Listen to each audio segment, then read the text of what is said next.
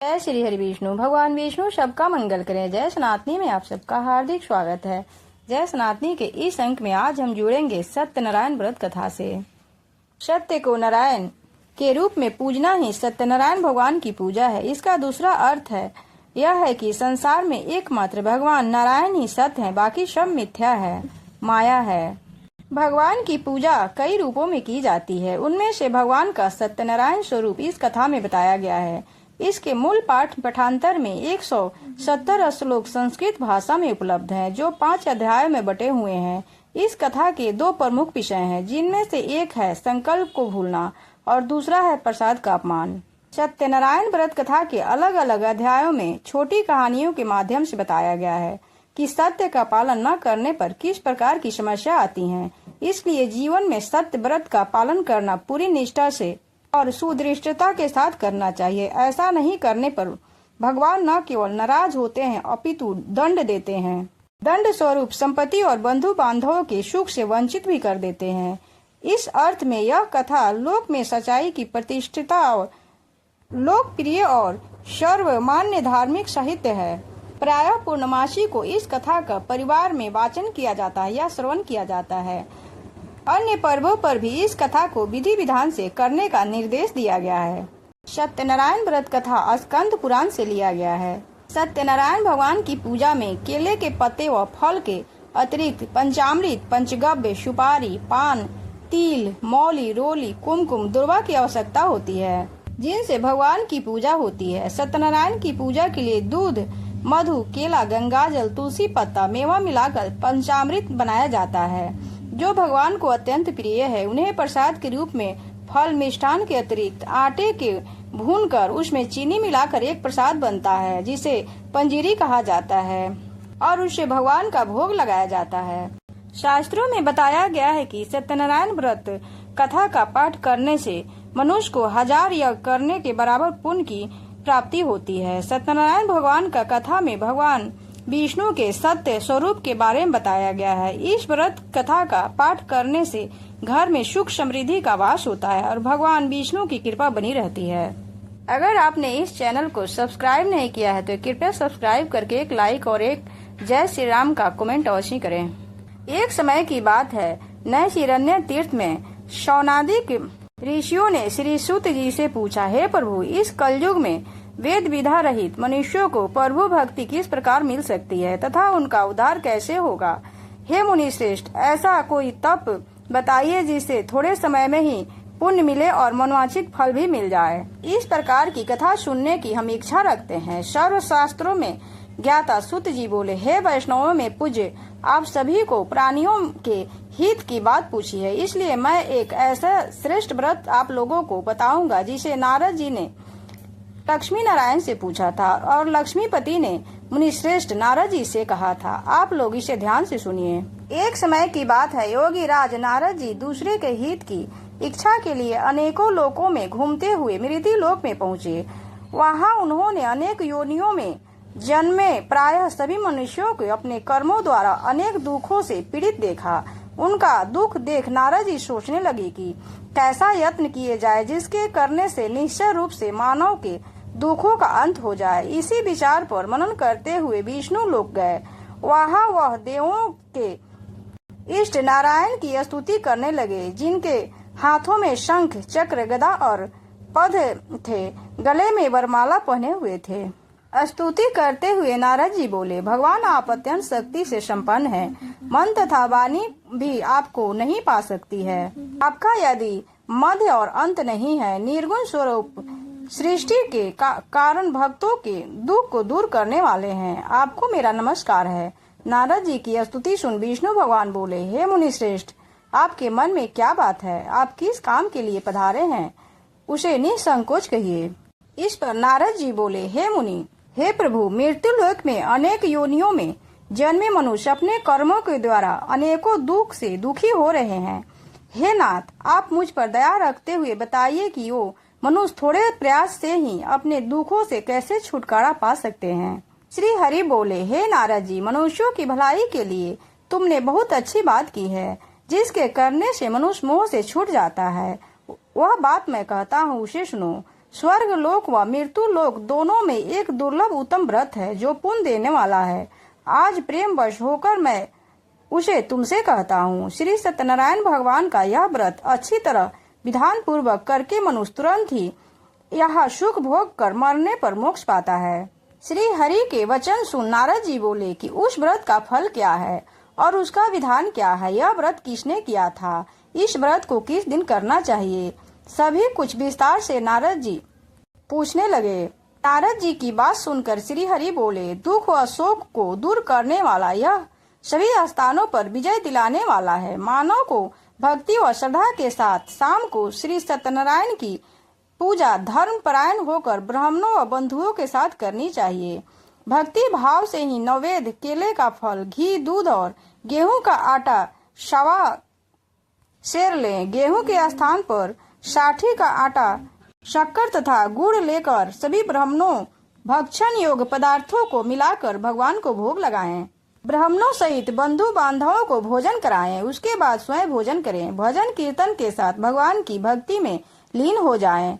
इस तरह से सत्यनारायण भगवान का यह व्रत करने पर मनुष्य की सारी इच्छाएं निश्चय रूप से ही पूरी होती हैं।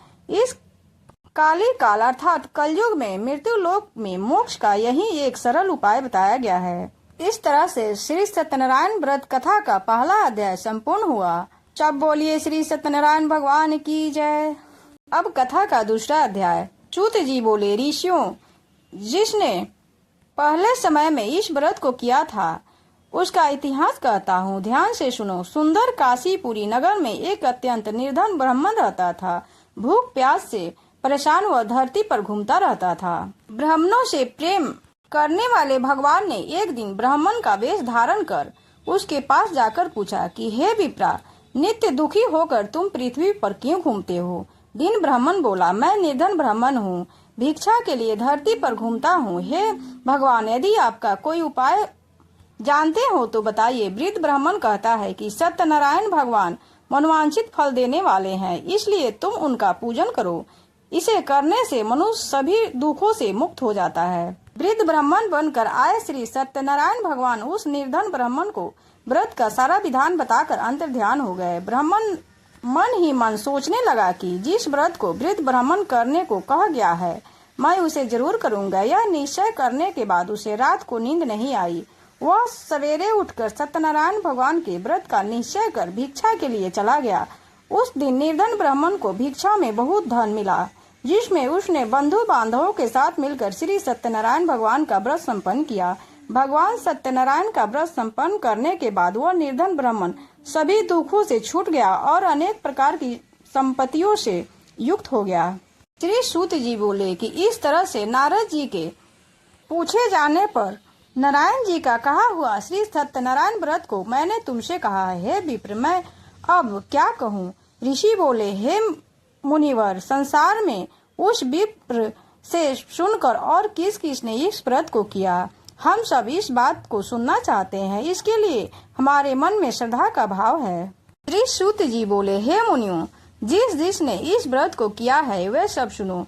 एक समय वही विप्र धन व ऐश्वर्य के अनुसार अपने बंधु बांधवों के साथ इस व्रत को करने को तैयार हुआ। उसी समय एक लकड़ी बेचने वाला बूढ़ा आदमी आया और लकड़ी बाहर रखकर अंदर ब्राह्मण के घर में गया। प्यास से दुखी वह लकहड़ा उनको व्रत करते देख विप्र को नमस्कार कर पूछने लगा कि आप यह क्या कर रहे हैं। तो उन्होंने बताया कि व्रत कर रहा हूँ तथा इसे करने से क्या फल मिलेगा, कृपया मुझे बताइए। ब्राह्मण ने कहा कि सब मनोकामनाओं को पूरा करने वाला यह सत्यनारायण भगवान का व्रत है। इनकी कृपा से ही मेरे घर में धन धान आदि की वृद्धि हुई है। विप्र से सत्यनारायण व्रत या सत्यनारायण पूजा के बारे में जानकर लकहड़ा बहुत प्रसन्न हुआ। चारणामृत लेकर वह प्रसाद खाने के बाद वह अपने घर गया। लकहड़े ने अपने मन में संकल्प किया कि आज लकड़ी बेचने से जो धन मिलेगा उसी से श्री सत्यनारायण भगवान का उत्तम व्रत करूंगा। मन में इस विचार को ले बूढ़ा आदमी सिर पर लकड़ियां रख उस नगर में बेचने गया जहां धनी लोग ज्यादा रहते थे। उस नगर में उसे अपनी लकड़ियों का दाम पहले से 4 गुना अधिक मिला। बूढ़ा प्रसन्नता के साथ दाम लेकर केले, शक्कर, घी, दूध, दही और गेहूं का आटा ले और सत्यनारायण भगवान के व्रत की अन्य सामग्रियों लेकर अपने घर पर गया। वहां उसने अपने बंधु बांधवों को बुलाकर विधि विधान से सत्यनारायण भगवान का पूजन व्रत किया। इस व्रत के प्रभाव से वह बूढ़ा लकहारा धन पुत्र आदि से युक्त होकर संसार के समस्त सुख भोग कर अंत में वैकुंठ धाम को चला गया। इस प्रकार श्री सत्यनारायण व्रत कथा का दूसरा अध्याय समाप्त हुआ। जब बोलिए श्री सत्यनारायण भगवान की जय। श्री सत्यनारायण व्रत कथा का तीसरा अध्याय। सूत जी बोले, हे मुनि श्रेष्ठ, अब आगे की कथा कहता हूँ। पहले समय में उल्कामुख नाम का एक बुद्धिमान राजा था। वह सत्य वक्त का और जितेंद्रिय था सत्यवादी था। प्रतिदिन देव स्थानों पर जात और निर्धनों को धन देकर उनके कष्ट दूर करता था। उसकी पत्नी कमल के समान मुख वाली तथा सती साध्वी थी। भद्राशील नदी के तट पर उन दोनों ने श्री सत्यनारायण भगवान का व्रत किया। उसी समय साधु नाम का एक वैश्य आया। उसके पास व्यापार करने के लिए बहुत सा धन भी था। राजा को व्रत करते देख वह विनय करके पूछने लगा, हे राजन, भक्ति भाव से पूर्ण होकर आप यह क्या कर रहे हैं? मैं सुनने की इच्छा रखता हूँ, तो आप मुझे बताएं। राजा बोला, हे साधु, अपने बंधु बांधवों के साथ पुत्र आदि की प्राप्ति के लिए एक महाशक्तिमान श्री सत्यनारायण भगवान का व्रत व पूजन कर रहा हूँ। राजा के वचन सुन साधु आदर्श से बोला, हे राजन, मुझे इस व्रत का सारा विधि विधान कहिए। आपके कथा अनुसार मैं इस व्रत को करूँगा। मेरी भी संतान नहीं है और इस व्रत को करने से निश्चित रूप से मुझे संतान की प्राप्ति होगी। राजा से व्रत का सारा विधान सुन व्यापार से निवृत्त हो वह अपने घर गया। साधु वैश्य ने अपनी पत्नी को संतान देने वाले इस व्रत का वर्णन कह सुनाया और कहा कि जब मेरी संतान होगी तब मैं इस व्रत को करूंगा। साधु ने इस तरह के वचन अपनी पत्नी लीलावती से कहे। एक दिन लीलावती के पति के साथ आनंदित हो सांसारिक धर्म में प्रवृत्त होकर सत्यनारायण भगवान की कृपा से गर्भवती हो गई। 10वें महीने में उसके गर्भ से एक सुंदर कन्या ने जन्म लिया। दिनों दिन वह ऐसे बढ़ने लगी जैसे कि शुक्ल पक्ष का चंद्रमा बढ़ता है। माता पिता ने अपनी कन्या का नाम कलावती रखा। एक दिन लीलावती ने मीठे शब्दों में अपने पति को याद दिलाया कि आपने सत्यनारायण भगवान के व्रत का संकल्प किया था, उसे करने का समय आ गया है। इस व्रत को करिए। साधु बोला, हे विप्रे, इस व्रत को मैं उसके विवाह पर करूंगा। इस प्रकार अपनी पत्नी को आश्वासन देकर वह नगर को चला गया। कलावती पिता के घर में रह रिद्धि को प्राप्त हो गई। साधु ने एक नगर में एक बार अपनी कन्या को सखियों के साथ देखा तो तुरंत ही दूत को बुलाया और कहा कि मेरी कन्या के योग वर देखकर आओ। साधु की बात सुनकर दूत कंचन नगर में पहुंचा और वहां देखभाल कर लड़की के सुयोग वनिक पुत्र को ले आया। सुयोग लड़के को देख साधु के बंधु बांधवों को बुलाकर अपनी पुत्री का विवाह कर दिया। लेकिन दुर्भाग्य की बात कि साधु के घर अभी भी सत्यनारायण भगवान का पूजन नहीं हुआ और सत्यनारायण भगवान का व्रत करना भूल गया। इस पर श्री सत्यनारायण भगवान क्रोधित हो गए और श्राप दिया कि साधु को अत्यधिक दुख मिले।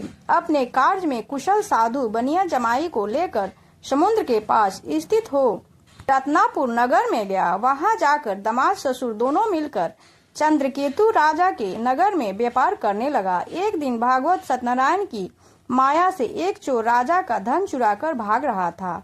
उसने राजा के सिपाहियों को अपना पीछा करते हुए देख चुराया हुआ धन वहां रख दिया। साधु वहां अपने जमाई के साथ ठहरा हुआ था। राजा के सिपाहियों ने साधु वैश्य के पास जाकर धन पड़ा देख तो वह ससुर दामाद दोनों को बांधकर प्रसन्नता के साथ राजा के पास ले गए और कहा कि उन दोनों चोर हम पकड़ लाए हैं, आप आगे की कार्रवाई कीजिए। राजा की आज्ञा से उन दोनों को कठिन कारावास में डाल दिया गया और उनका सारा धन भी उसने छीन लिया। श्री सत्यनारायण भगवान से श्राप से साधु की पत्नी भी बहुत दुखी हुई। घर में जो धन रखा था उसे चोर चुरा ले गए। शारीरिक तथा मानसिक पीड़ा व भूख प्यास से अति दुखी हो अंत की चिंता में कलावती के ब्राह्मण के घर गई। वहां उसने श्री सत्यनारायण भगवान का व्रत होते देख फिर कथा भी सुनी। वह प्रसाद ग्रहण कर वह तुरंत घर को वापस आई। माता के कलावती ने पूछा कि हे पुत्री, अब तक तुम कहाँ थी? मेरे मन में क्या है?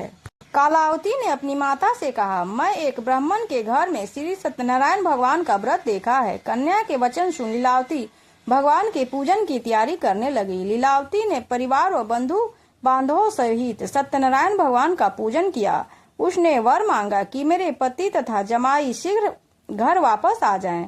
साथ ही यह भी प्रार्थना की कि हम सब का अपराध क्षमा करें। श्री सत्यनारायण भगवान इस व्रत से संतुष्ट हो गए। राजा चंद्रकेतु को स्वप्न में दर्शन देकर कहा कि हे राजन, उन दोनों वैश्यों को छोड़ दो और तुमने उनका जो धन लिया है उसे वापस कर दो। अगर ऐसा नहीं किया तो तुम्हारा धन, राज और संतान सभी को नष्ट कर दूंगा। राजा को यह सब कहकर वह अंतर्ध्यान हो गए। प्रातः काल राजा ने अपना सपना सुनाया। फिर बोले कि बनिक पुत्र को कैद से मुक्त कर सभा में लाओ। उन दोनों ने आते ही राजा को प्रणाम किया। राजा मीठी वाणी में बोला, हे महानुभाव, भाग्यवश ऐसा कठिन दुख तुम्हें प्राप्त हुआ है, लेकिन अब तुम कोई भय नहीं है। ऐसा कह राजा ने उन दोनों को नए वस्त्र पहनाकर और जितना धन उनका लिया था उसे 2 गुना धन वापस कर दिया। दोनों वैश्य अपने घर को चल दिए। इस तरह से श्री सत्यनारायण व्रत कथा का 3रा अध्याय संपूर्ण हुआ। सब बोलिए प्रेम से सत्यनारायण भगवान की जय। अब सत्यनारायण भगवान की व्रत कथा का 4था अध्याय। सूत जी बोले, वैश्य ने मंगलाचरण कर अपनी यात्रा शुरू की और अपने नगर की ओर चल दिए। उसकी थोड़ी दूर जाने पर एक दंडी वेशधारी सी सत्यनारायण भगवान ने उनसे पूछा, हे साधु, तेरी नाव में क्या है? अभिमानी वणिक हंसता हुआ बोला, हे दंडी, आप क्यों पूछते हो? क्या धन लेने की इच्छा है? मेरी नाव में तो बेल व पत्ते भरे हुए हैं। वैश्य के कठोर वचन सुन भगवान बोले, तुम्हारा वचन सत्य हो। दंडी ऐसे वचन कह वहां से दूर चले गए। कुछ दूर जाकर समुद्र के किनारे बैठ गए। दंडी के सामने जाने के बाद साधु वैश्य ने नित्य क्रिया के पश्चात नाव को ऊंची उठते देखकर अचंभा माना और नाव में बेल पत्ते आदि देख वह मूर्छित हो जमीन पर गिर पड़ा। मूर्छा खुलने पर वह अत्यंत शोक में डूब गया। तब उसका दामाद बोला कि आप शोक न पाएं, यह दंडी का शाप है, इसलिए हमें उनकी शरण में जाना चाहिए, तभी हमारी मनोकामनाएं पूरी होंगी। दामाद की बात सुनकर वह दंडी के पास पहुंचा और अत्यंत भक्ति भाव से नमस्कार करके बोला, मैंने आपसे जो जो असत्य वचन कहे थे उनके लिए मुझे क्षमा कर दें। ऐसा कहकर वह महान शोकातुर हो रोने लगा। तब दंडी भगवान बोले, हे वणिक पुत्र, मेरी आज्ञा से बार बार तुम्हें दुख प्राप्त हुआ है, तू मेरी पूजा से विमुख हुआ। साधु बोला, हे भगवान, आपकी माया से ब्रह्मा आदि देवता भी आपके रूप को नहीं जानते, तब मैं अज्ञानी कैसे जान सकता हूँ? आप प्रसन्न होइए, अब मैं समर्थ के अनुसार आपकी पूजा करूँगा। मेरी रक्षा करो और पहले के समान नौका में धन भर दो। साधु वैश्य के भक्ति पूर्वक वचन सुनकर भगवान प्रसन्न हो गए। उनकी इच्छा अनुसार वरदान देकर अंतर्ध्यान हो गए। ससुर जमाई जब नाव पर आए तो नाव धन से भरी हुई थी। फिर वहीं अपने अन्य साथियों के साथ सत्यनारायण भगवान का पूजन कर अपने नगर को चल दिए। जब नगर के नजदीक पहुंचे तो दूत को घर पर खबर करने के लिए भेजा। दूत साधु की पत्नी को प्रणाम करता है और कहता है कि मालिक अपने दामाद सहित नगर के निकट आ गए हैं। दूत की बात सुन साधु की पत्नी लीलावती ने बड़े हर्ष के साथ सत्यनारायण भगवान का पूजन कर अपनी पुत्री कलावती से कहा कि हे पुत्री, मैं अपनी पति के दर्शन को जाती हूँ, तू कार्य पूर्ण कर शीघ्र आ जा। माता के ऐसे वचन सुनकर कलावती जल्दी से प्रसाद छोड़ अपने पति के पास चली गई। प्रसाद की अवज्ञा के कारण श्री सत्यनारायण भगवान रुष्ट हो गए और नाव सहित उसके पति को पानी में डुबो दिया। कलावती अपने पति को वहां ना पाकर रोती हुई जमीन पर गिर पड़ी। नौका को डूबा हुआ देख वह कन्या को रोता देख साधु दुखी होकर बोला, हे प्रभु, मुझसे तथा मेरे परिवार से जो भूल हुई है उसे क्षमा करें। साधु के दीन वचन सुनकर श्री सत्यनारायण भगवान प्रसन्न हो गए और आकाशवाणी हुई, हे साधु, तेरी कन्या ने मेरे प्रसाद को छोड़कर आई है, इसलिए उसका पति अदृश्य हो गया है। यदि वह घर जाकर प्रसाद खाकर लौटती है तो उसे उसका पति वश मिलेगा। ऐसी आकाशवाणी सुन कलावती घर पहुंचकर प्रसाद खाती है और फिर आकर अपने पति के दर्शन करती है। साधु इसके बाद अपने बंधु बांधवों सहित श्री सत्यनारायण भगवान का विधि विधान से पूजन करता है। इस लोक का सुख भोगवंत में स्वर्ग को जाता है। श्री सत्यनारायण व्रत कथा का 14वां अध्याय। बोलिए श्री सत्यनारायण भगवान की जय। कथा का 5वां अध्याय। सूत जी बोले, हे ऋषियों, मैं और भी एक कथा सुनाता हूँ, उसे भी ध्यान पूर्वक सुनो। प्रजा पालन में लीन तुंगध्वज नाम का राजा था। उसने भी भगवान का प्रसाद त्याग कर बहुत ही दुख शान किया था। एक बार वन में जाकर अन्य पशुओं को मारकर वह बड़ के पेड़ के नीचे आया। वहां उसने ग्वालों को भक्ति भाव से अपने बंधुओं सहित सत्यनारायण भगवान का पूजन करते देखा। अभिमानवश राजा ने उन्हें देखकर भी पूजा स्थान में नहीं गया और ना ही उसने भगवान को नमस्कार किया। ग्वालों ने राजा को प्रसाद दिया, लेकिन उसने वह प्रसाद नहीं खाया और प्रसाद को वहीं छोड़कर वह अपने नगर को चला गया। जब वह नगर में पहुंचा तो वहां सब कुछ तहस नहस हुआ पाया तो वह शीघ्र ही समझ गया कि यह सब भगवान ने ही किया है। वह दोबारा ग्वालों के पास पहुंचा और विधि पूर्वक पूजा करके प्रसाद खाया तो श्री सत्यनारायण भगवान की कृपा से सब कुछ पहले जैसा हो गया। दीर्घ काल तक सुख भोगने के बाद मरणोपरांत उसने स्वर्ग की प्राप्ति हुई। जो मनुष्य परम दुर्लभ इस व्रत को करेगा तो भगवान सत्यनारायण की अनुकंपा से उसे धन्य धान की प्राप्ति होगी। निर्धन धनी हो जाता है और भय मुक्त हो जीवन जीता है। संतानहीन मनुष्य को संतान सुख मिलता है और सारे मनोरथ पूर्ण होने पर मानव अंत काल में वैकुंठ धाम को जाता है। श्री सूत जी बोले, जिन्होंने पहले इस व्रत को किया है, अब उनके दूसरे जन्म की कथा कहता हूँ। वृद्ध सतानंद ब्राह्मण ने सुदामा का जन्म लेकर मोक्ष की प्राप्ति की। लकहड़े ने अगले जन्म में निषाद बनकर मोक्ष प्राप्त किया। उल्कामुख नाम का राजा दशरथ होकर बैकुंठ को गए। साधु नाम के वैश्य मोरध्वज बनकर अपने पुत्र को आरे से चीरकर मोक्ष पाया। महाराज तुंगध्वज ने स्वयंभू होकर भगवान में भक्ति युक्त हो कर्म कर मोक्ष को पाया। इस प्रकार श्री सत्यनारायण व्रत का 5वां अध्याय संपूर्ण हो। प्रेम से बोलिए श्री सत्यनारायण भगवान की जय। विष्णु भगवान की जय। लक्ष्मी माता की जय। श्री लक्ष्मी नारायण की जय। कथा सुनने के बाद आरती करें। आरती करने के बाद भगवान से क्षमा प्रार्थना करें अपने भूल चूक के लिए। जय श्री हरि विष्णु। भगवान विष्णु सबका मंगल करें।